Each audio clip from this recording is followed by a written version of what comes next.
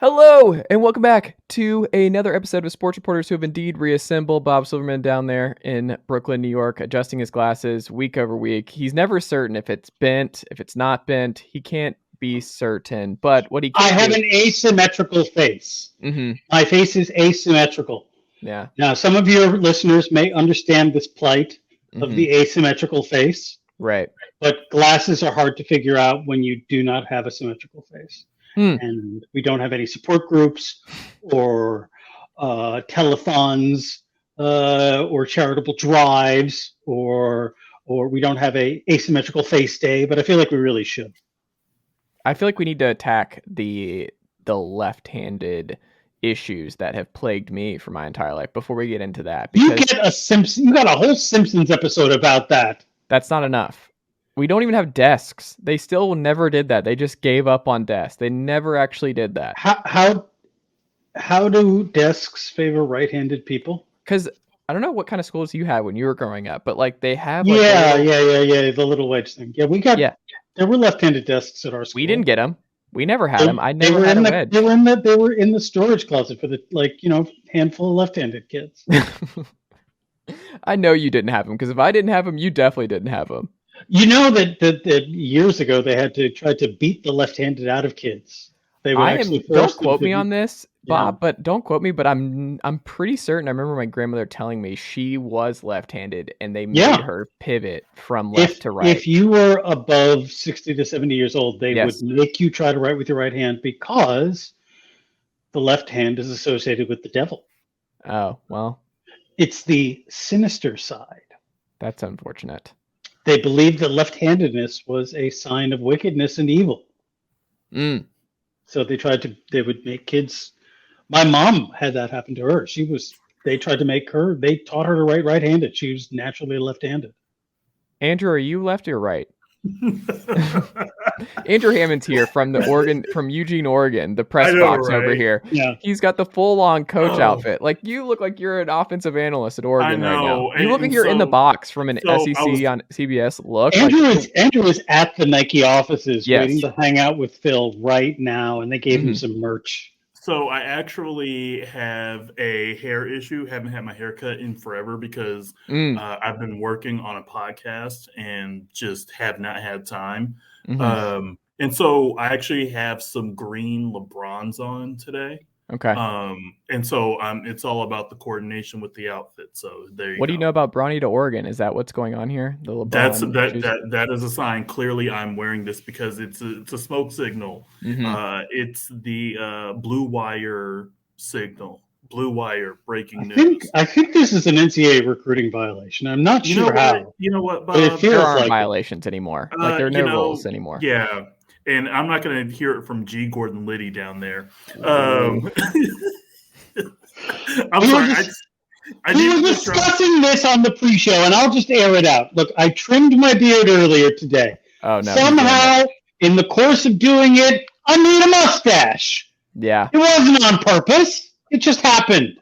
I got a super the same guard? Like, how did that happen? Yes! I don't understand. I think there's more white in my beard now. And so what you're seeing is that even though I'm using the same beard trimmer with the same little protective plastic doohickey, because there's more white, we're getting a Ted Lasso vibe here. Okay, so I didn't think we would veer off on that, but to answer your original question, Chase, I was actually born left-handed, and so when I was 4 years old, my sister. Wait, are you doing a bet? Were you really? Is this about to be a tragic story of formerly left-handed Andrew Hammond? I'm dead serious. So my sister and I were actually playing tag in the house, and I went to tag her. She moved out of the way. My left arm went through a window, and so when basically when they did the diagnosis of what's going to happen with my left arm, the doctor said he's at the age basically where he needs to start developing those, I had to pretty much relearn motor skills and stuff on my arms. And so the right arm, since that was already basically, this was pretty much operating at like 1/3 of the speed of my right arm, and You so Jamie Lannistered it. and so the doctor was basically like, he's gonna have to rehab both. He's gonna have to rehab both hands because he's got to rehab this one because, well, went through a window, Yeah. and then he's gonna have to rehab the right arm because that's gonna be his dominant arm, and so yeah, got real dark on this one. Wow. So do you still feel like the left is your dominant, but you just learned how to do it right? Sometimes, but so Do like you when I shoot would play basketballs left-handed or right-handed? left-handed. Okay. Oh, okay. So when I played baseball, the last 2 years I played travel ball, high dog. Yeah, that's Max. That wasn't Yeah. Khaleesi. I was going to say, hi, Khaleesi. Khaleesi's in the other room. The wife just came in, so Khaleesi's out Gotcha. here. So we've got an open floor plan. There is no other room here. my last 2 years of travel ball, I actually switched, and so because there was one summer where my coach was like, "Hey, you're left-handed." He was like, "I noticed that you kind of move. You tend to move to your left." I was like, "Oh yeah, I'm left." And he was like, "How did I?" It was like, "Now you're telling me this." So he told me in the off season, he's like, "We're gonna work on having you hit from both sides of the plate." And when I see those guys in the off season training, and I'm not equating this to, a 13-year-old, basically just in the gym with Chris Bricky every day, but you're pretty much you're working at trying to perfect your game. And like, I get it. And it was tough because you're trying to do things differently for the first time, and hitting a baseball. Well, let me tell you, as someone who's lefty and played travel ball and all that kind of stuff too, being a lefty baseball player when you're young, like, your fear is no longer an option because you're going to get hit. No, right-handed kids don't know how to throw to left-handed kids because they're throwing outside anyway. So they're not adjusting. They don't have the control to just adjust to a left-handed guy. So they just hit you. I got hit so many times. That's why there are so many kids who leave T-ball or get out of Little League because they're like, they get messed up about just getting hit that many times. Like, you're getting pegged when you're a lefty in Little League baseball. Like, it's gonna hurt. But your on base percentage must have been. You're on base. Like, the sabermetrics alone were worth it. Yeah. Two things happened the next 2 years. I started to become a better hitter because literally I could see the ball better from both sides of the plate. And I got hit. So the first at bat, the very first at bat for our regular season, we were in the super competitive league. And first at bat, like maybe the second or third pitch in, boom, right in the ribs. And I was just like, oh, because my coach told me. Been there. My coach told me, depending on the pitcher, you may have, he was like, it may not happen on the first at bat, but when pitchers notice that you're going to be hitting from both sides of the plate, then they're going to try and he said, to your point, they don't know how to operate, working a strike zone. At least most don't. And and so I get hit and I just tossed the bat, went to first. I just looked at him. I'm like, for real? Is this how this is going to go?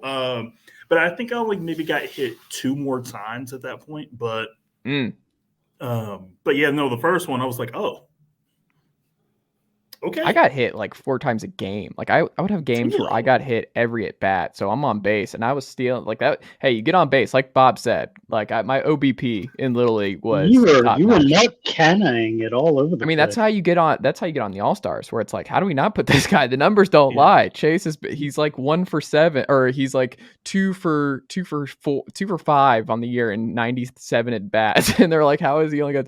Because he's gotten on. Every other thing was a walk, no strikeouts, like that.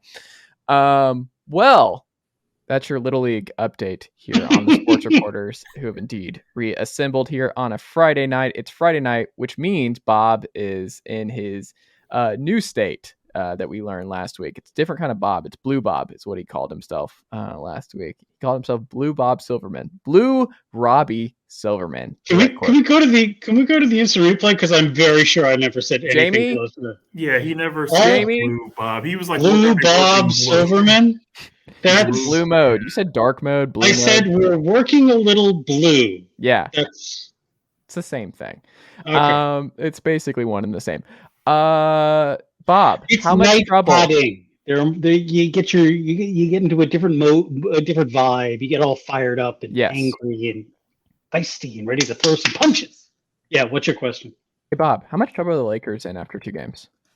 Oh, they're very bad. I think Pelinka's not long for this professional basketball world. I think they're gonna one or two things are gonna happen. He just got an extension. I don't think it matters. I really don't. But was that an extension? As my favorite type of contract extensions are the so we're just gonna put a trap door here, put a trap door here, put a trap door here. I think it's just in case. I think it's going to force the Lakers to finally cash in those 2 unprotected picks that they've been hoarding and guarding with their very lives. I think they're gonna have to do something. I mean, it is very silly. The Russell Westbrook trade, even if he were closer to his, let's say, Houston playing level, it was very, very silly because, the how to build a team around LeBron James handbook.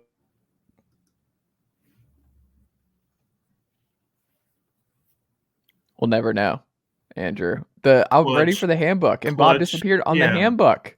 Yeah, Clutch intervened. That was like, that's enough. We're cutting it. We're shutting this down. You know what? Hey, it's not the first time Clutch has intervened on a podcast. Oh wow. Oh wow. Oh, did I go there? Yes, I This did. is an amazing still, by the way, for the good folks. It really is. YouTube.com/Chase Thomas Podcast. We look like we really just lost him in the time vortex. There he is. Bob's back. he quantum leaped. That's right.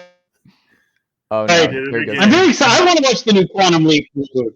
I want to watch the Quantum Leap reboot. I really do. This is an elite transition from Bob, because he was just going on the Lakers and he just went in like nothing happened. And now I'm thinking about Dr. Sam Beckett is what I'm thinking about. I don't know if you've seen the Quantum Leap commercial for the new one, but where he's Joe Montana.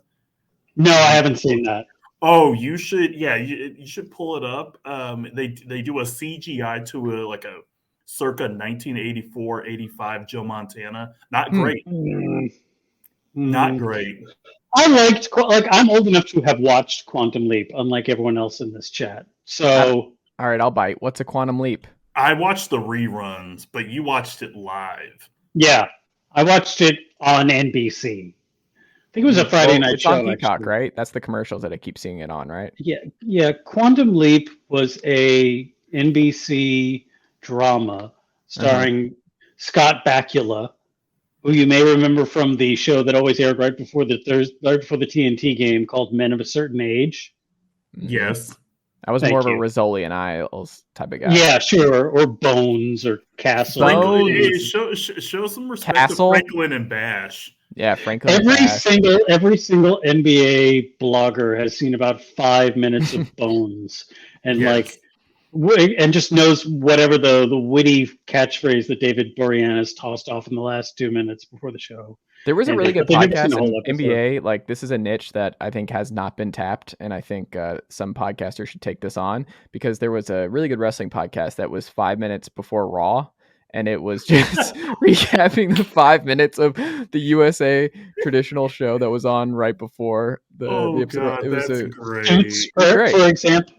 Yeah. Like the TV show or Royal Pains. Suits. Yes. So you're basically trying to figure out the plot and everything else in 5 minutes. I actually in high school I wrestled against one of the people in the TV show Royal Pains. Oh no!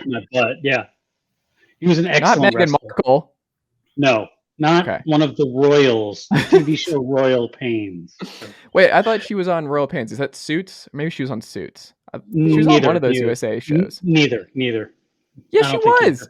Meghan Markle was on one of those shows. Yeah, she was on Suits. Really? See, Yeah. She was on like the first 2 seasons. That's how I knew her. Yeah. And then she got written off for some reason. I don't know. I'm just going to throw it out there. Like Lyndon LaRouche, I think Queen Elizabeth is to blame. I'm going to go with the LaRouche answer to this, which is Queen Elizabeth's fault. Wow. We're just trashing. We're getting into the LaRoucheites now. That's what we're doing. I was going to say trashing the deceased, but whatever. Quantum leap. Oh yeah. So you were talking about the Lakers. Yes, the Lakers. So you should go back to your Lakers point, Bob. You didn't hear it. The handbook. Anyway, I already know what the handbook is. The How to Build Around LeBron James handbook, which is in probably its 5th edition and hasn't really undergone a lot of revisions, is you got to have some shooters. As many shooters as you possibly can, and you will have a good team. The Lakers have, they got none. None shooters. And I don't mean Kendrick. They got none. Wow. They have no shoot. Like, the team has no shooting. Thank you. Maybe they pulled the ripcord on that long-awaited Miles Turner Buddy Hield deal, but they're gonna have to do something. What else is a problem? Anthony Davis can barely walk. That's another major problem where I don't see how that gets better throughout the season. You're watching that game last night, and it seems like it's game 78, and he's got the heating press on the lower back. He's struggling. Like, if he's not healthy, none of this matters anyway. Here's my spicy take for Friday night. Yeah. Lakers should trade LeBron. Ooh, he'd have to. I don't think he's signing on. Well, he's had a no trade, so he'd have to agree to it. But they should still say, would you like to play for a team that is good? Well, I mean, the Suns is the trade. Like, DeAndre Ayton for LeBron. Like, that's the trade. And maybe Mikal Bridges. Like, you do something like that. Yeah, and all of your picks. I don't know. Would you give up a lot of picks for LeBron at this point? Yeah. Okay. I can't believe we're actually having this conversation. What? And this is why I say it. If you're the Lakers, you just get you made this bed. You gotta lay in it. And they are laying it. And it's gonna suck. You just can't pull the ripcord and pull the Band-Aid on it and go, oh yeah, no. Well, LeBron's got the right attitude because LeBron is like, we don't have the shooting. LeBron is too smart where he looks at the whole situation and he's like, what am I going to get mad about? Why would I be mad and upset that we're not playing for anything? He really can't get too mad considering he had a role in putting this team together. You can't get too mad. Yeah. Yeah. I would say that the Lakers should absolutely trade LeBron James. Or if anything. They should. Okay, question though. Trade him to the Knicks for the Donovan Mitchell package that they offer. Hell no. I'll say this, and okay, for the record, for people listening and watching this, I am not advocating for this like these monsters. But I'm not advocating for him to get traded. One monster. One monster. Yeah, one monster. Gordon Liddy down there. The one with the mustache. So my question for you is, I hate you guys. I know, you're welcome. If I only say if the Lakers were to do it, who's going to be the GM? I think the fact that because you can't, because if we've already established that Rob Pelinka is not long for this season. I haven't established that. I think he's there for another 5 years. I think he is in long term. I think Jeannie Buss is super loyal. There is a part. It's a very, very weird familial and power dynamic. Yes, I don't think any of them are moving. Is somehow the Rasputin in all of this. It's very bizarre. And I don't think they're leaving. Because Linda Rambis and Jeannie Buss are best friends. Oh, did I just spoil season 2 and 3 of Showtime? Yeah.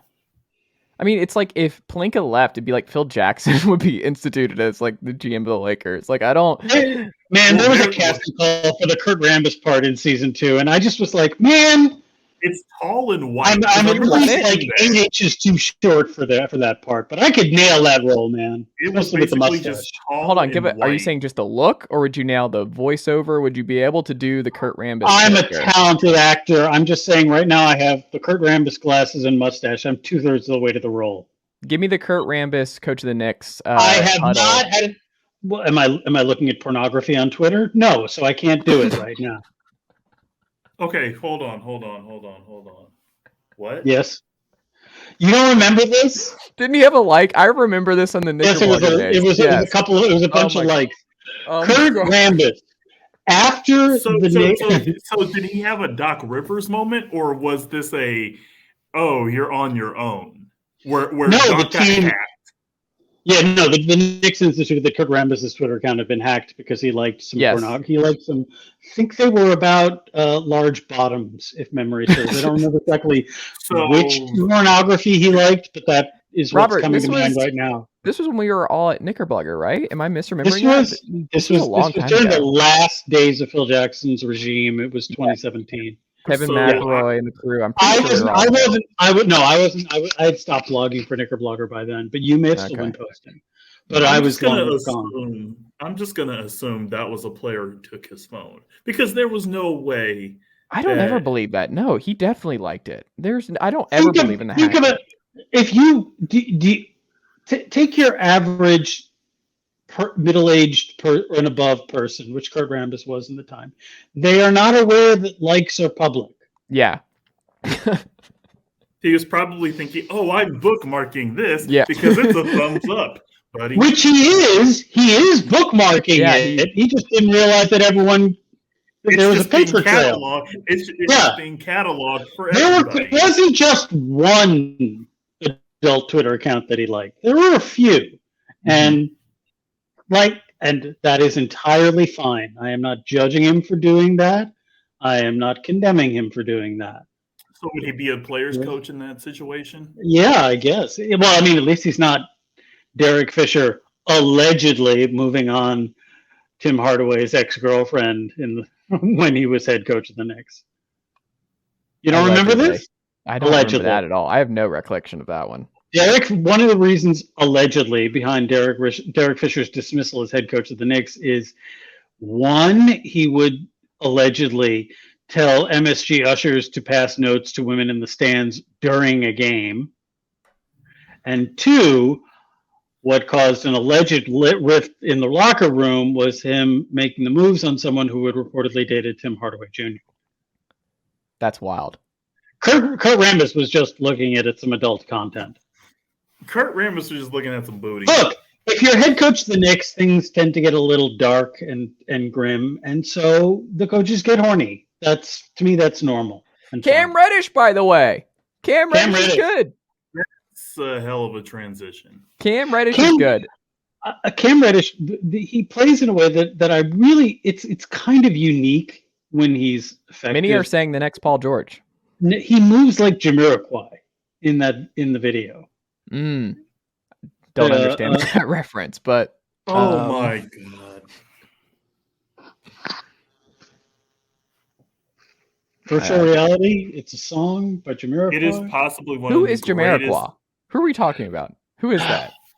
Well, I'll send you some things to Google later. Okay. I can't believe You're going to learn about Quantum Leap and Jamiroquai. It's arguably one of the greatest music videos of the 90s. One of the greatest music videos of all time. Fight me on it, jerks. Yeah, it's very good. Anyway, there's some gliding. Over here, he glides. What? He glides. That's what we're saying. That Cam Reddish glides on the court. Oh. Anyway, you can take all of the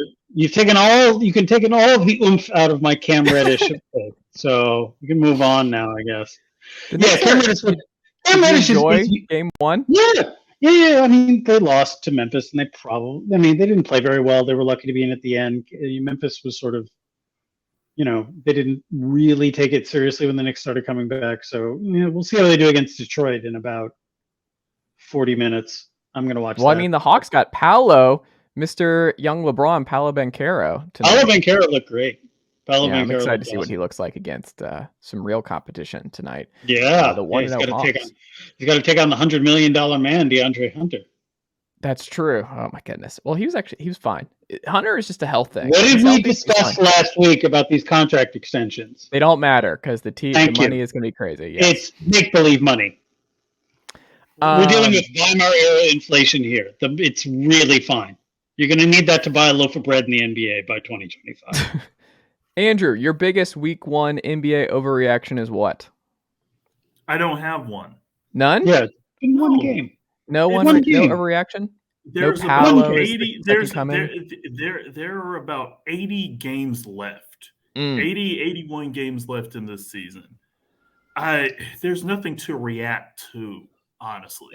Everyone's only played one game. No Ben Simmons, no 0-2 Sixers. Are we sure the Sixers don't have problems? I'll say that if you want an overreaction, if you want me to feed the overreaction machine, do it, feed it. Serve it up a big dish. I was completely wrong about New Orleans. Thank you.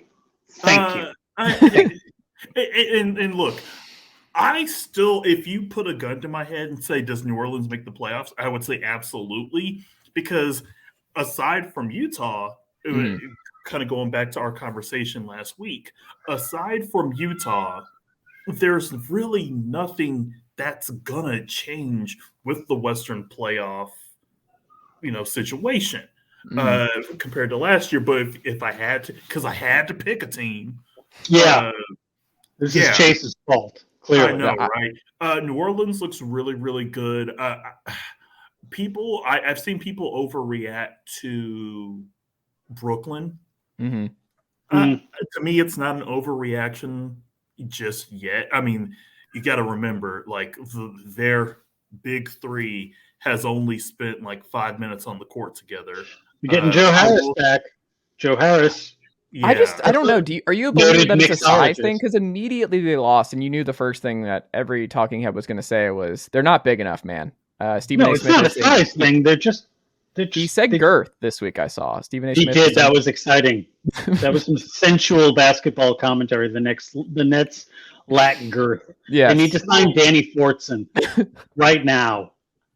Yeah. I mean, look, we talk about remembering some guys. Look, it's going to take time. I mean, the problem is one of the two players that's maybe the biggest wild card on that team going to be in it for the long haul when they're taking on, deep water at any point in the season. So that's if anything, that's my biggest concern. I think they'll be fine. But when you say fine, do you think the Nets are a top 4 team in the East? Yeah, I mean, I would put them. I mean, to me, there's 4 to 6 teams that you can make a case for. Best case scenario for 4 to 6 teams. So yeah, I mean, absolutely. Once again, it's going to be a long season. Simmons was not good though, and I wonder. He was maybe. What do you do with Simmons? Like, I don't know what their best 5-man unit's going to be. I don't know, Bob. What would you guess is the best 5-man unit the Nets can throw out right now? When we'll throw out right now, or when healthy? When healthy. What do you think it is? When healthy, it's Steph Curry, Kyrie Irving, Joe Harris. No. So let me take that back. It's Joe Harris, Kyrie Irving, Kevin Durant, Ben Simmons, and that's it. Kyrie, Durant, Harris, Simmons, Seth Curry. I was going to say, I was like, what? Well, Steph Curry would make him better, but so no Nick Claxton. So you're going super small. Though. No, Simmons has to play center. Let him be a jumbo Draymond Green. You can do that. Are the 49ers now the favorites to win the NFC with CMC? Oh, strong no. Why? No. Because of even an incredible one. What is it? A 50-50 shot that CMC gets injured again at some point? Well, he's now reunited with the Shanahan tree. His dad played for, that's his dad, right? You're right. Proximity. Ed McCaffrey is his dad. He played in San Francisco. Former New York Giant, easy Ed McCaffrey. But if Broncos, being in like proximity of a Shanahan isn't going to improve like his ligaments and joints. The guy's like he gets injured a lot. And I don't think that, like, yes, they will use him in fun and interesting ways, and yes, he's now on a certainly better team than he was in Carolina. But one, he could get injured at any moment. Two, I just don't think a running back moves the needle that much in the NFL circa 2022. But even the Niners, who live so much on utilizing the running game and what Shanahan does, I don't think it's a huge. The defense isn't at the levels it was when they went to. I mean, your Jets are winning this way. Breece Hall and company, they were taking the ball out of Zach Wilson's hands. Who's the best quarterback they've played so far? Aaron Rodgers? Joe Burrow? Yeah, Joe Burrow. This season, yeah. Not just Aaron Rodgers, Aaron Rodgers with his leaky offensive line and no wide receivers.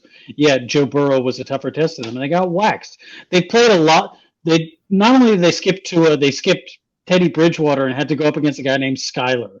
You show some respect to K-State Skyler Thompson. Jerk. Okay, I didn't mean to defame the Wildcats, but he won a lot of games in Manhattan. Skyler Thompson, Kenny Pickett, Jacoby Brissett. So you're saying they went up against? Well, Lamar is the best quarterback that they played against. They got when they played a better than like a top 16 quarterback, they've lost pretty handily both times. I think they're a playoff team though. Look at the schedule. They have a pillow soft schedule coming up. They could absolutely sneak into a playoffs, but that doesn't make them it doesn't make them like a good team. They're fun. Look, as a Jets fan, I like watching them. Except their second-year wide receiver, who has played a grand total of 17 games, just demanded a trade. Yeah, just demanded and has been sent home because he thinks this is Madden, and he can because he's not a scheme fit, he can decide. He is a scheme fit. It's just that they threw the ball like. Zach Wilson threw 18 passes. No, Zach Wilson threw 18 passes in the last game. Yeah. Sorry, that just doesn't leave a lot of targets for anybody. They're going to have to throw more when they're playing better teams. He will get more opportunities. It's very weird. Is there not an issue with Debo and CMC in San Francisco? Like, is there not? No. Like, I wonder. No, because CMC is just going to take touches from like Jeff Wilson and Brandon Ayuk. I don't think it's a big and use check. And I think Debo is actually thrilled that they're moving away from using him as running back as much as they did last year. Yeah, so I think that's fine by him. But they're not your favorite. You don't think this moves them with Ayuk, with that defense, the San Francisco defense? You don't think they're a better team than in the NFC? Healthy? Yeah, I think they're the best in the NFC. No, because you still got Philly. You still got Philly. It's absolutely Minnesota. You still like there's enough. You should not be. I know it's very difficult to trust the Philadelphia Eagles with all their Eagles. That team is good. Jalen Hurts is good, and that defense is good. They just strike me as a first. They've got a really good secondary. They get a lot. They're able to generate a pass rush without blitzing, and that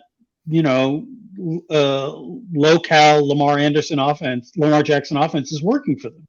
So basically, you're saying that the Eagles. Chase is saying this. So you're basically saying that the Eagles probably, as of today, would be the number 1 seed. Yeah, they would get that bye week, and then they get like the Cowboys, or they get like the Packers or Bucks. I think they lose in the second round. I think they get the Packers are not making the playoffs this year. But hold on, what? The Packers are making the playoffs? No, God, no. The Packers are making the playoffs. They stink. No, they're fine. They stink. The Packers are fine. They'll make some adjustments. But I was going to say, like the Cowboys have the kind of defense that could absolutely. And then healthy Dak, like Zeke's running well. I think they're fine. I think the Cowboys are limited offensively, even with a healthy Dak Prescott. I don't know. The Eagles are just everything is too clean right now. I enjoy the fact that we're having this discussion about teams in the NFC. Yeah, and the Giants are just basically kind of like the Meg Griffin of this group. Frauds. Like, hey frauds. Guys, Daniel Jones does not win a playoff game. Frauds. Oh God, no. Well, and so it's kind of when Kimberly Martin, who does a great job at ESPN, basically she wasn't saying that they should tank, but she was basically saying that they're in a weird position. Oh, that was a bad take, though. That was a bad telling them that they should be losing. It's like before the season started, everyone was penciling, one of before Bryce the season's Young or one thing. CJ Construct the Stroud roster into that the way, but when Giants you're arm. winning in the middle of the year, you can't just be like, whoa, let's stop this. What are we doing here? But what she was saying is, what does this team want to be? Right. And now they're in a situation to where it's like, well, we keep winning, but we don't want this guy. You got to ride it, though. Like, the whole thing is, you got to ride that. You absolutely have to. And I think that's what she was basically saying. They're at this point. Like, you can't trade Saquon or anything. You can't just sell high and do that. No, they're not going to. It's not like the NBA where you can start trading.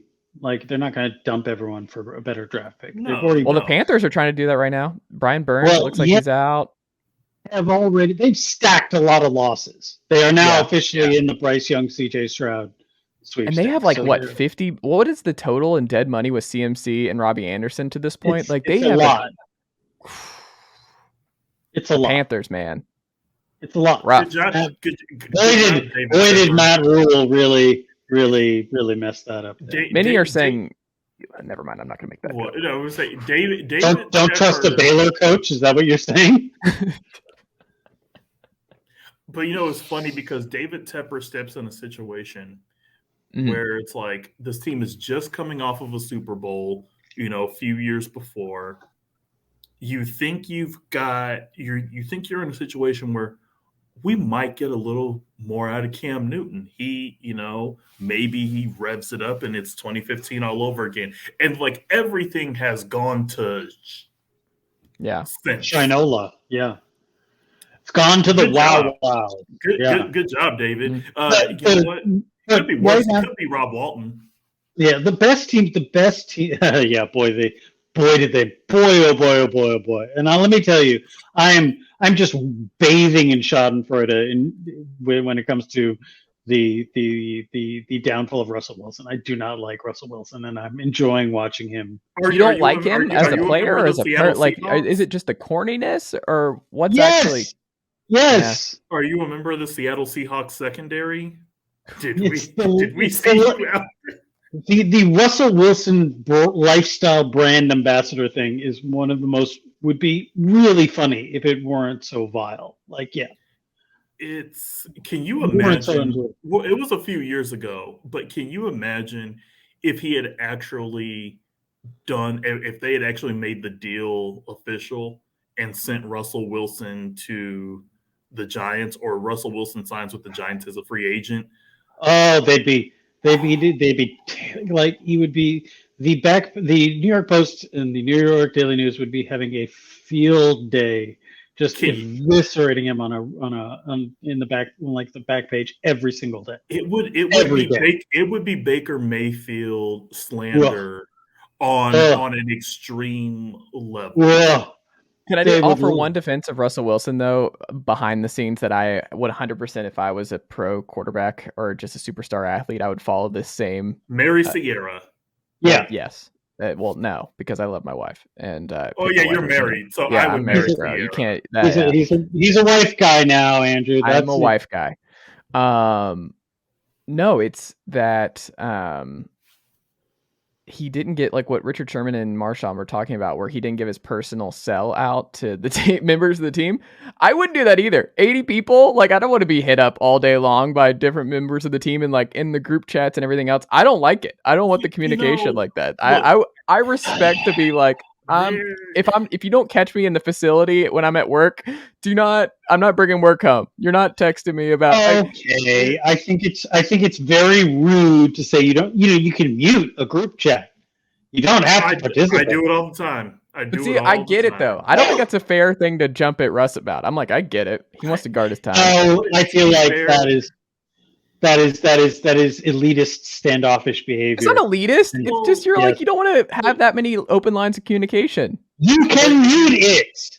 No, but I'm saying if you give it to 80 different people on the team, that's all kinds of texts you might get throughout. He has people whose job it is to deal with this. It's not like they're mad about, though. Is they're mad that he said you have to go through them to get to me. I don't know. I get it. I've always had this whole theory of why that Seahawks dynamic is the way it is. Because everybody hated on the team hated Russ. Well, well, and so my thinking is because if you think about the way guys left that team, and Pete Carroll basically was kind of like, well, sorry, but bye. And they didn't really seem very broken up about that.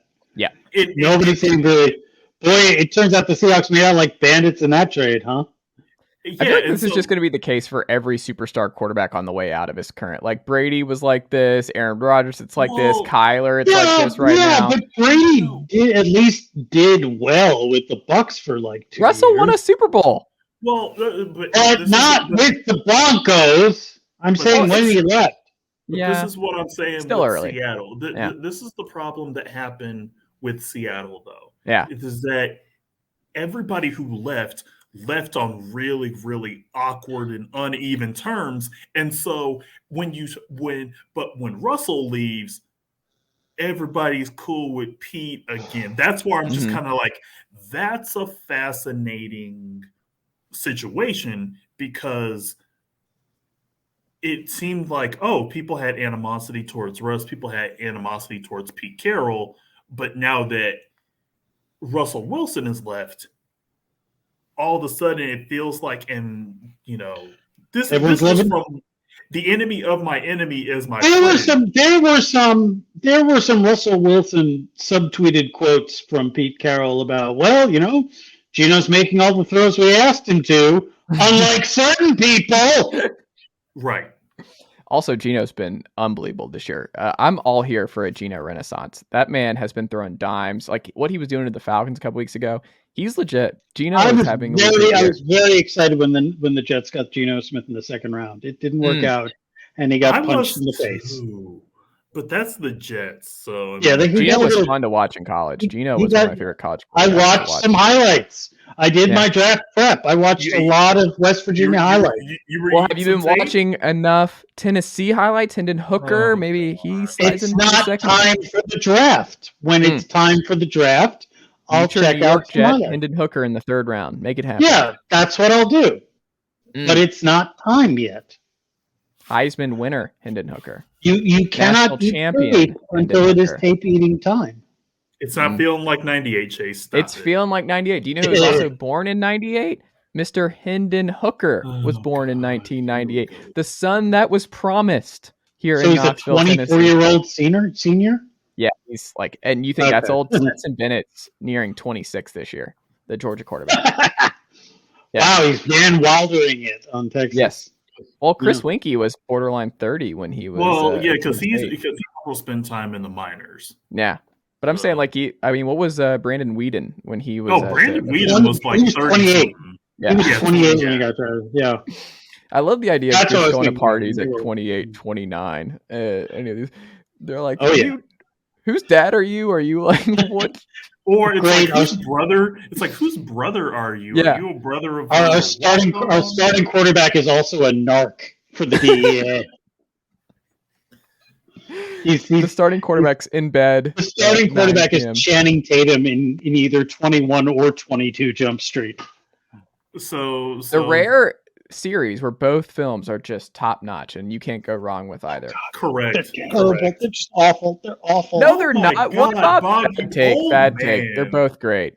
21 Jump Street and 22 are both phenomenal. To be fair, I could see why Bob is disparaging both movies. As G. Gordon Liddy, with that mustache, bringing everything full circle. He hates the fact that people are disparaging the falsities of law enforcement. Yeah, it's really more that I'm standing for the original. I'm here for Richard Grieco. You're Richard Grieco. Oh, we don't stand Johnny Depp anymore. No, Johnny Depp has been canceled. He was not actually in that show anymore. It's just Peter DeLuise, Dustin Nguyen, and Richard Grieco. Yeah, and Holly Robinson Pete. And Holly Robinson Pete. Yes, correct. Yes. There you go. Bob, what can the good folks check out from you this week? What do you want to plug as we wrap up here? I have nothing to plug this week. Projects are ongoing. I'll say if you want to see some good posts, you can check me out on twitter.com at Bob Saeta, BOBSAIETTA. Do you have an E in there? Yeah. Oh, I didn't know that. I've never seen an E, but there you go.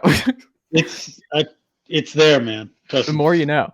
Andrew Hammond, what about you? Detroit for your pass podcast. What would you like to plug, my man? We have got the latest episode of Road to the Victors coming out Monday. It is Michigan State week for us up here, and it is Michigan State week for the podcast. So be sure to like, share, subscribe. But they're next week, right?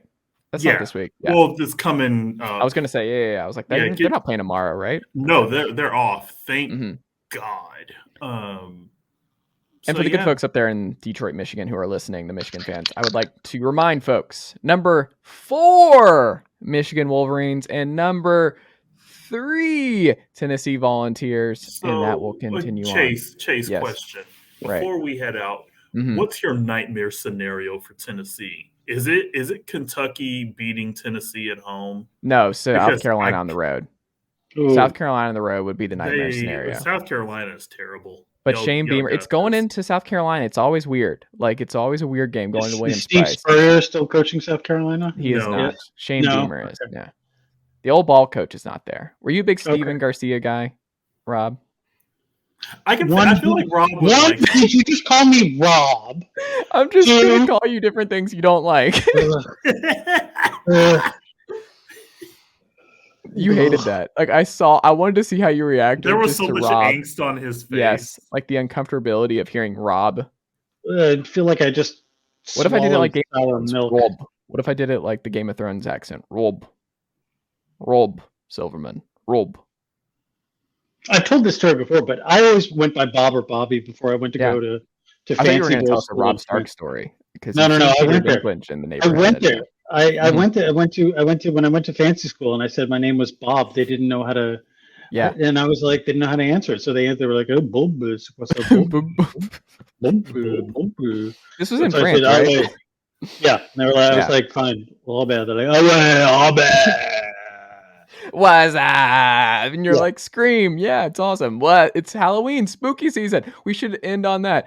What's up? No, just me. That's awful. Please, no, cut that. Edit. What's up? No, stop. Stop. I need a quantum leap out of here. Yeah. Oh boy. I don't get that reference, but maybe in